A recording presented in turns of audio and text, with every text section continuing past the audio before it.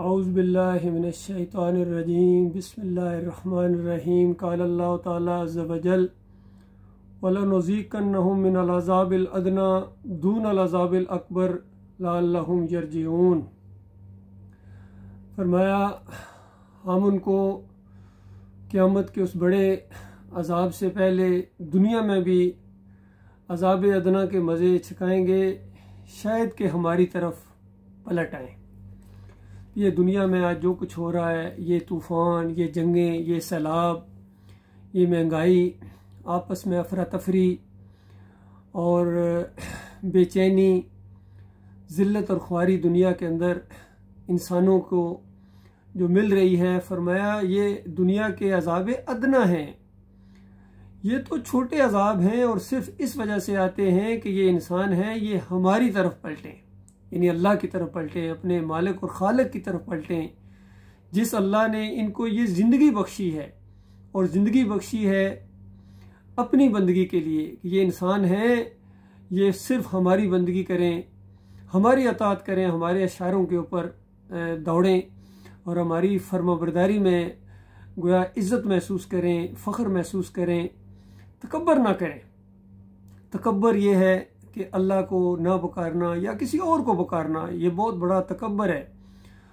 कुरान के अंदर इसकी दलील है, काला रब्बुकुम उदऊनी अस्तजिब लकुम इन्नल्लज़ीना यस्तकबिरूना अन इबादती सयदखुलूना जहन्नम दाखिरीन। तुम्हारा रब कहता है, तुम्हारा मालिक और खालिक कहता है कि मुझे पुकारो, मैं तुम्हारी पुकारों को सुनता हूँ, जवाब देता हूँ, फैसला सादर करता हूँ। एक ही लम्हे में सारी इंसानियत उसको पुकारे, हर ज़ुबान का वो जानने वाला, हर ज़ुबान का वो खालिक है। फरमाया, मैं सुनता हूँ, समझता हूँ और तुम्हारी दुआओं को कबूल करता हूँ। और मेरी इस बात के ऊपर यकीन लाओ, ईमान रखो, और जो इस बात को नहीं मानते हैं, ज़ाहिर बात है उनके अंदर तकब्बर है, वो अपने आप को बड़ा समझते हैं। फरमाया, इनको ज़लीलो ख्वार करके मैं जहन्नम की आग के अंदर डालूंगा। तो आज जो पूरी ज़मीन के ऊपर ये अफरा तफरी अल्लाह के बंदो इसी गुरूर और तकब्बर की वजह से है। इब्लीस ने तकब्बर किया था, रांदा दरगाह हो गया, हुक्म नहीं माना उसने अपने मालिक और खालिक का। जब उसको कहा गया था झुको आदम के सामने, तो अल्लाह ताला ने आदम अलैहिस्सलाम को और उसकी ज़ुर्रियत को, इस खाकी मखलूक को इज़्ज़त दी थी। तो इस इब्लीस ने वहाँ से सरकशी की और एक फसाद बर्पा कर दिया उसने इस कायनात के अंदर। अब जो भी इब्लीस के रास्ते के ऊपर चलेगा वो रांदा दरगाह होगा।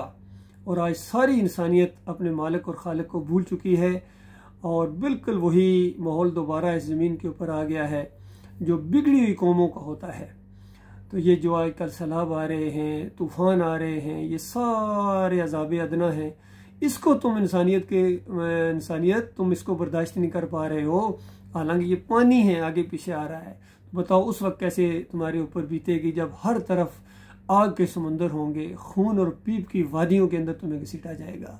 सिर्फ जुर्म ये था कि अपने मालिक और खालिक की बात तुमने ना मानी और दूसरों की बातें मानी, दूसरों को अपना माबूद कहा, किसी को दाता कहा, किसी को दस्तगीर कहा, किसी को मुश्किल कशा कहा, हाजत रवा कहा और गरीब नवाज कहा। कितने अलकाब तुमने दे दिए हैं।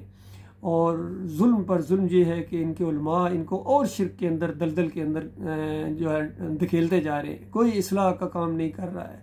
ना इससे पहले किया है किसी ने, जितने सूफी आए हैं उन्होंने अपनी बंदगी करवाई है, अपनी खुदाई के डंके पीटे हैं, कभी उलूहियत के दावे किए और कभी बंदगी करते रहे। दोनों ज़ख्म उन्होंने उठाए हैं, दोनों तकलीफ़ें उन्होंने उठाई हैं।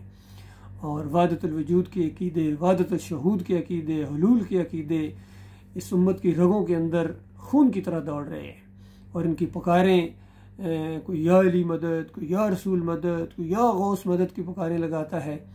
और इनके उलमा ने फतवे दिए, अंदाज़ा लगाइए। तफसीर शबीर अहमद उस्मानी के अंदर महमूद अल हसन साहब लिख गए हैं, शबीर अहमद उस्मानी साहब ने उसकी तशरीह की और उसी को आगे बढ़ाया।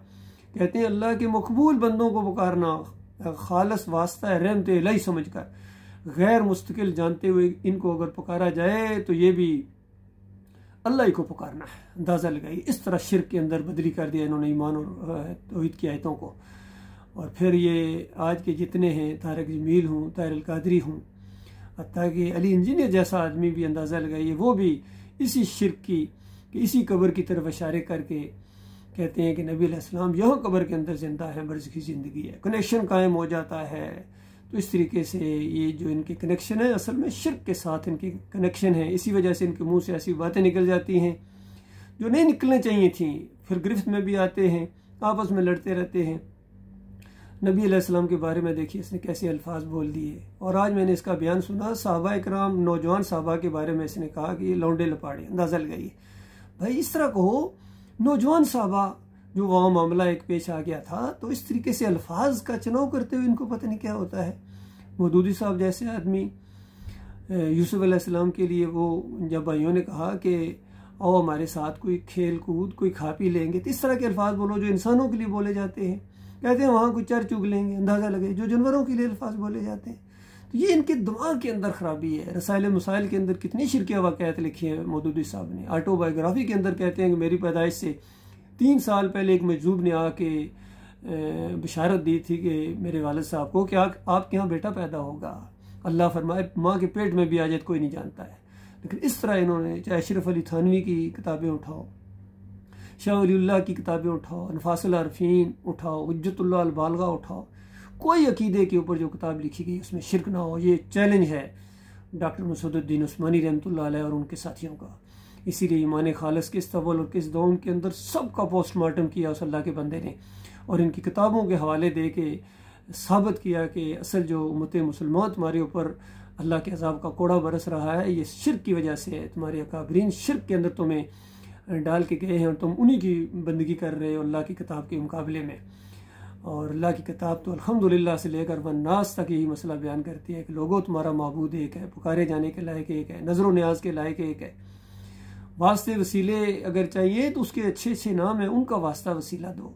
आज फलां के सदके बेहक्के फलां, फिर अभी 12 रबीउल अव्वल को जो केक काटे जाएंगे, मिठाइयाँ तकसीम की जाएंगी, हर महीने की 11वीं को अब्दुल कादिर जिलानी के नाम की 11वीं होती है, 10 मुहर्रम को ये सबीलें लगती हैं, दूध की सबीलें, शरबत की सबीलें, और भूल गए हैं कि अल्लाह मालिक हमारा फरमाता है कि 4 जगह इसी तरतीब के साथ आया है कि अल्लाह के अलावा जितनी नजर न्याज़ें हैं, ये मुर्दार हो या ये बैता हुआ लहू हो या खंजीर का गोश्त हो, इन सब से ज़्यादा जो हराम कोई चीज़ है वो मा इल्ला बिल गैरिल्लाह, अल्लाह के अलावा जो किसी और की तरफ नजर न्याज कर दी जाए, ये मज़ारों के ऊपर चढ़ावे, ये बिल्कुल उसी तरीके से हैं जिस तरह हिंदू अपने महाराज के सामने वहाँ प्रसाद बांटता है, ये न्याज बांटते हैं, वो वहाँ दंडवत करता है, ये सजदा ताज़ीमी करते हैं, वो वहाँ फेरे लगाता है, ये वहाँ तवाफ़ करते हैं, वो वहाँ भजन गाता है, ये कवालियाँ और नातें पढ़ते हैं, कोई फ़र्क नहीं अल्लाह के बंदो।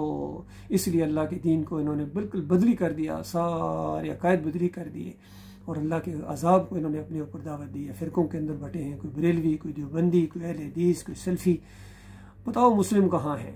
आज कोई एक मसलक बता दो जो अल्लाह के लिए खालिस हो, उसके अकीदे में ख़राबी ना हो और वो उजरत ना लेता हो, दीन के ऊपर नमाज पढ़ाने के पैसे ना लेता हो, अजान देने के पैसे ना लेता हो। ये सारे दुकानदार हैं अल्लाह के बंदो, पलटो ईमान खालिस की तरफ। ये तौहीद की दावत उठी है, अल्लाह के फजलो करम से दावत उठी है, ये बार बार मौका आपको नहीं मिलेगा। इसलिए ये जितने ये हर साल 1.5 बाद जो कोई ना कोई मामला होता है, कभी ज़लज़ले आते हैं, कभी कोरोना आया, कभी अब सैलाब आ रहे हैं, कभी जंगों का मामला है, ताकि तुम अल्लाह की तरफ पलटो, घराओ इन मज़ारों को, इन बुतों को तोड़ो और जहाँ जहाँ तक ये आवाज़ पहुँचे इस आवाज़ का साथ दो।